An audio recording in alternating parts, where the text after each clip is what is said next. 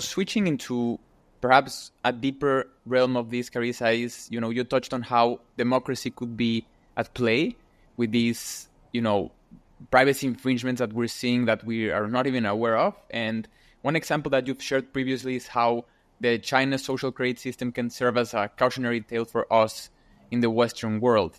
And how are they using their new technologies for, their algorithms and their AI facial recognitions to control society in a literal way?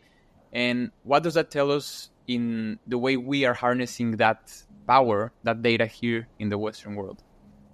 Yeah, so China has been very explicit and very forceful in its use of data and algorithms to control society. So they have a system of social credit in which people get scored. So just like you get scored as a user, say on Uber, this is like a global score for who you are as a person.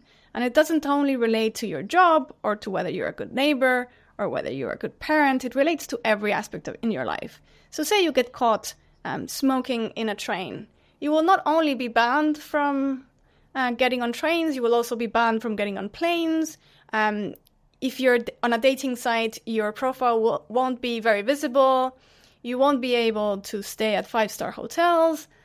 You won't be able to get a car without a deposit. So all your life will be affected. And this stands in contrast to liberal societies. So the principle of liberal societies is that your life has this kind of compartments and they shouldn't mix. So if you do something bad at work, you might face consequences at work, but unless you did something criminal, that's not going to affect your relationship to the state. It's not going to affect your relationship to your neighbors or to your spouse. China, in contrast, is a totalitarian society in which the totality of your life is under control by the state. However, one response from China could be like, look, we're just doing the same thing as the West. It's just like we're actually telling people, and you're not telling people. And there's some truth to that. So, for instance, if you live in the United States, you are being scored as a consumer. So next time you call a company, the company will be aware of that score. And depending on your score, they will treat you differently. Maybe you'll get an answer quicker, or maybe you will be allowed to return that piece of clothing or whatever. And however, it's still the case that your life has compartments and that consumer score will not affect, say, how you show up on a dating app or whether you get a loan, at least so far. But that said, we are getting dangerously close to that kind of Chinese model. And instead of looking at the Chinese model and saying, okay, let's make sure we kind of run in the opposite direction. We're liberal democracies. This is not how we do things. We're trying to kind of imitate what they do and kind of compete against them. And of course, this is a competition that will lead nowhere good. It's a race to the moral bottom, and liberal democracy should do better. Is that race related with the emergence? Because since you published your book, Privacy is Power, we've seen the boom of AI. But is that related with AI? That is related to AI. So one common argument in the West has been like, well, AI, the country who develops AI will have kind of global power. And in this race, of course, China and the US are competitors. And the Western companies like Facebook have explicitly said, if you regulate us, you will kind of tie our hands, and then we won't be able to compete with China, and then we will be at a disadvantage in military terms and otherwise, and that would be bad. And so this race is literally to the moral bottom. That's a very brilliant way of saying it. And it's also interesting that, we'll get deeper into AI, but how you mentioned that Zuckerberg had to backtrack on saying that privacy is no longer a social norm. And then all of a sudden, I think a week ago, he boasted on how much data Meta has to train their AI models, which is mind-blowing because that data is us literally posting, right? And so is this a concerning feature, that where everyone, I don't think Zuckerberg created Facebook to finally get like an AI model, but they are using us to train their models, and they're boasting about it while saying that privacy is, a social norm again. So How do you think about all of this game that they're playing? Yeah, I mean, it's getting really kind of ridiculous to follow whatever a CEO says. Like people like Zuckerberg, like Musk, they say, you know, whatever is useful to them at the time, and then kind of pretend that they didn't say it and they're not held to account. And so I think, first of all, we should stop reporting on what they say, because in a way we're giving them a kind of prominence and a kind of power that they shouldn't have, and that clearly it's not warranted, because it doesn't matter what they say. What matters is what they do, basically. So I think we should pay much more attention to what they're doing and much less attention to what they're saying. But yeah, so everybody who has this data is now trying to harness it for the purposes of an AI. And we're being told again that we consented, which of course is ridiculous, because when people open their Facebook accounts, like this whole generative AI didn't even exist. So how could we possibly consent to it?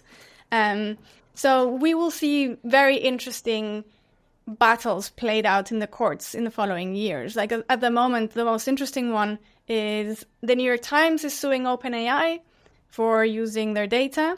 And so we should pay attention to that. And there are about a dozen or more lawsuits in the pipes that are going to pretty much determine what AI and data looks like in the next decades. But my concern here, Carissa, is that the genie is out of the bottle. Like all of the images that are coming out, especially deep fakes, voice, you know, anyone can use a 30-second voice message of anyone and just, you know, create a whole deep fake of their voice.